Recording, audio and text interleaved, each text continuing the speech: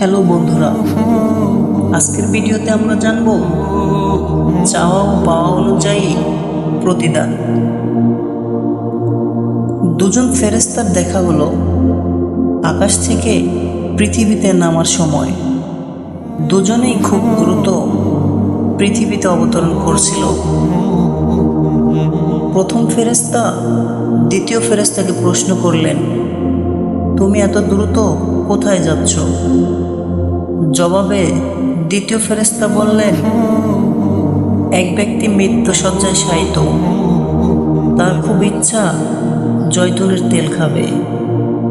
আমার উপর নির্দেশ হয়েছে আমি যেন ওই ব্যক্তিকে জয়তুনের তেল মুখে দেবার আগেই ফেলে দেই, কেননা লোকটি ছিল ঈমানদার। এই সামান্য আশাটি পূরণ না করে আল্লাহ তাকে জান্নাত দিতে চান। এবার দ্বিতীয় ফেরেশতা প্রথম ফেরেশতাকে বললেন, আপনি এত দ্রুত কোথায় যাচ্ছেন? তখন প্রথম ফেরেশতা জবাবে বললেন, এক ব্যক্তি মরণের বিছানায় শায়িত, আর আমার উপর নির্দেশ হয়েছে ওই ব্যক্তিটির শেষ ইচ্ছা রুই মাছ খাওয়ার। আমি যেন তার আত্মীয় হয়ে ওনাকে রুই মাছ খাওয়াই, কেননা ওই ব্যক্তি বেঈমান তথা শিরককারী।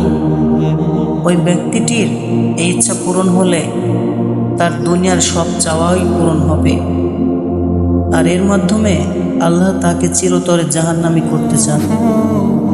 সুতরাং কখনো যদি আমাদের কোনো চাওয়া পাওয়া পূরণ না হয়, তার জন্য আমরা যেন নিরাশ না হই। কোনো চাওয়া পূরণ না হলে এর বিনিময়ে আল্লাহ তাআলা আমাদের জন্য উত্তম প্রতিদান রেখেছেন। সুবহানাল্লাহ।